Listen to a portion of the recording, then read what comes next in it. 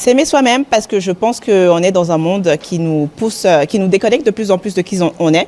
Et pour pouvoir accomplir la mission qu'on est venu accomplir sur cette terre, je pense que le premier socle sur lequel on doit s'appuyer, c'est se connaître, s'aimer, pour pouvoir remplir son propre réservoir avant de donner au monde.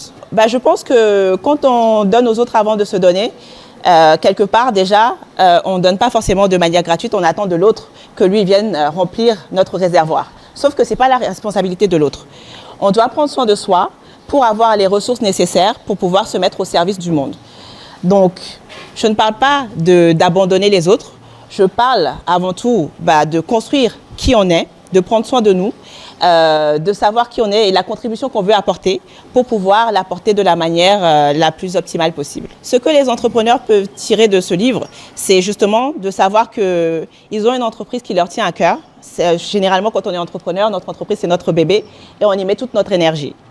Mais à la fin de la journée, c'est important qu'ils se rappellent qu'ils sont avant tout des êtres humains et qu'ils doivent prendre soin d'eux et que leur entreprise, c'est un facteur parmi plein d'autres qui se situent dans leur vie.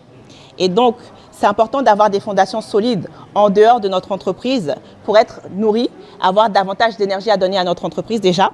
Et quand les temps sont durs, quand ça ne va pas du côté de l'entreprise, on a d'autres choses dans notre vie qui lui donnent du sens parce qu'on ne s'identifie pas à notre entreprise. Non, vous avez raison, je me sens investie d'une mission. Je pense qu'assez tôt dans mon parcours, j'ai identifié la contribution que je voulais apporter à ce monde. Et si pendant une période de ma vie, comme je le disais, j'ai cherché à être invisible, à me fondre dans la masse, aujourd'hui je me dis que ma voix mérite d'être entendue parce que le message que je porte est important. Et pour moi, si je suis sur cette terre, c'est pour contribuer notamment à ce qu'il y ait davantage d'amour, de bien-être et de bonheur. Ce que je peux dire à la jeunesse africaine aujourd'hui, c'est qu'elle ne se rend pas compte de la richesse qu'elle a et que c'est important qu'elle en prenne conscience. Et pour prendre conscience de sa richesse, il faut se connaître, il faut savoir qui on est, d'où on vient et il faut s'accorder de l'importance. Et les temps peuvent sembler durs, ils peuvent se comparer aux autres. Les réseaux sociaux sont là pour leur montrer tout un tas de choses qui les font rêver et qui font en sorte qu'ils se morfondent sur leur sort. Mais je veux qu'ils sachent qu'ils ont déjà en eux toutes les ressources qu'il leur faut, toutes les solutions, toutes les réponses, et qu'il leur appartient de faire en sorte de les révéler au monde. Et que ce qu'il y a ailleurs n'est pas mieux que ce qu'ils ont. Il leur appartient de construire. Et la vie est là à leur service. J'ai toujours aimé écrire. Déjà, dès mon plus jeune âge, j'écrivais des poèmes dans lesquels j'explorais mes pensées, mes émotions et mes ressentis. Donc, je dirais que c'est mon vecteur d'expression favori. Donc j'ai beaucoup lu aussi et je pense que ça aussi, ça a nourri mon appétit pour l'écriture.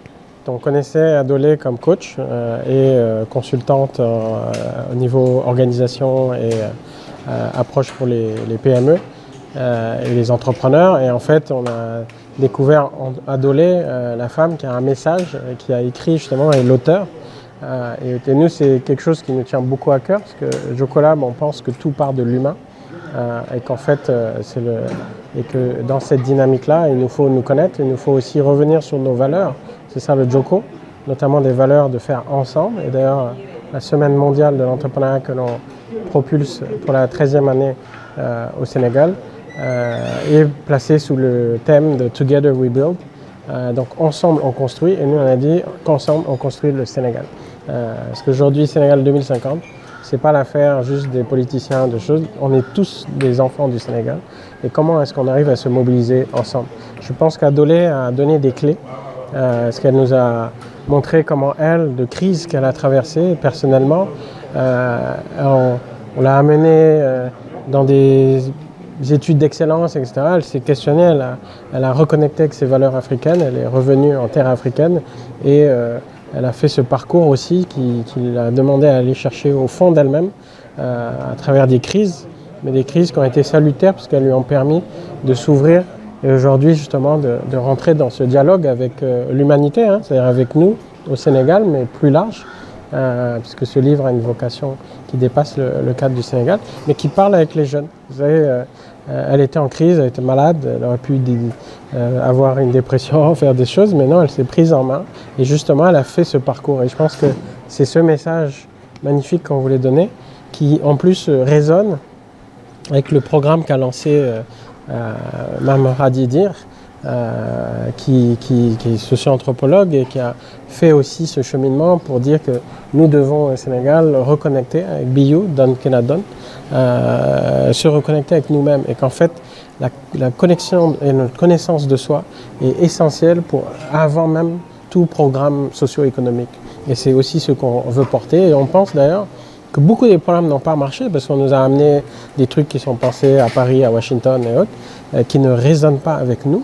Moi, je l'ai fait dans des entreprises où j'ai amené des systèmes de gestion, des systèmes informatisés ultra complexes et autres. Les gens n'ont pas adopté parce que ce n'était pas adapté à nos réalités. Donc il faut aujourd'hui que nous, on se pense et on arrive justement à faire cette réflexion sur le plan individuel, comme le conseil Adolé, mais aussi sur le plan collectif pour se donner un projet. On a une vision aujourd'hui Sénégal 2050, mais maintenant comment tous ensemble on participe à ça. On remercie le directeur du service civique et du volontariat, direction de la primature, d'avoir participé et soutenu et bien compris l'importance aussi de ces programmes-là. C'est une semaine qui se déroule sur tout le Sénégal. Hier, on était à Kaolack. On a regroupé les acteurs. D'ailleurs, on a lancé l'Alliance des territoires engagés pour l'entrepreneuriat et l'innovation. Parce qu'aujourd'hui, la question de l'entrepreneuriat, ce n'est pas que le problème de la DER, ce n'est pas que le problème de la DPME, ce n'est pas que le problème de l'ANPEJ, c'est aussi nous. Et on a vu à Kaolack des organisations qui viennent accompagner, des entrepreneurs qui s'organisent en collectif. C'est la chambre de commerce, ce sont des commerçants, ce sont des associations, ce sont des jeunes qui ont ouvert des espaces comme les nôtres et autres qui s'engagent, mais qui ne sont pas que des prestataires ou des récipiendaires d'aide. Mais comment ensemble, justement, on se met ensemble. Déjà, on arrive à comprendre qui est où, donc on est sur une cartographie qui va être publique. Parce que souvent, on a plein d'études, mais les études, ça reste dans les placards ou c'est juste pour telle organisation, telle organisation. Comment aujourd'hui, on arrête de faire de la duplication? On nous dit qu'on n'a pas beaucoup de ressources. Comment on optimise les ressources?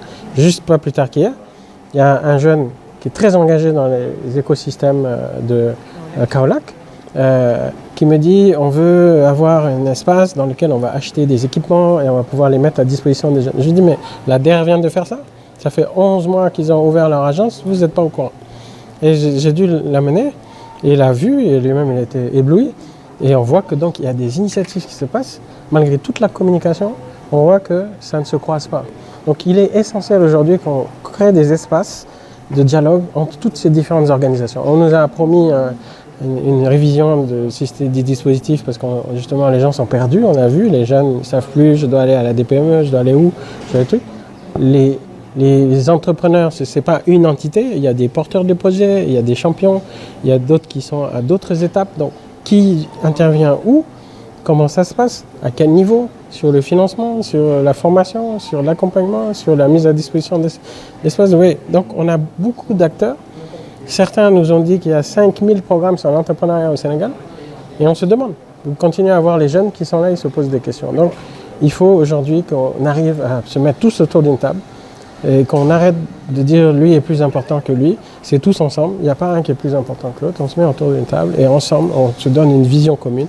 On partage des outils parce que cet argent-là qui est dépensé pour faire une cartographie, faire une formation, etc., ce n'est pas pour les 100 personnes de ce programme. Cette formation doit être mise à disposition de tout le Sénégal. C'est de l'argent qui est venu pour le Sénégal. Vous voyez. Et donc nous on est pour ça. Et donc dans l'agence, on veut faire cette approche qu'on appelle sur les communs, pour que tout le monde puisse s'approprier. Ça fait des années qu'on investit dans toutes sortes d'outils qui n'arrivent pas à la base. Et donc les gens, qui soient à Kaolack, à Matam, à Saint-Louis, à Tambacounda ou à Dakar, arrivent à avoir des outils et commencer à se réaliser.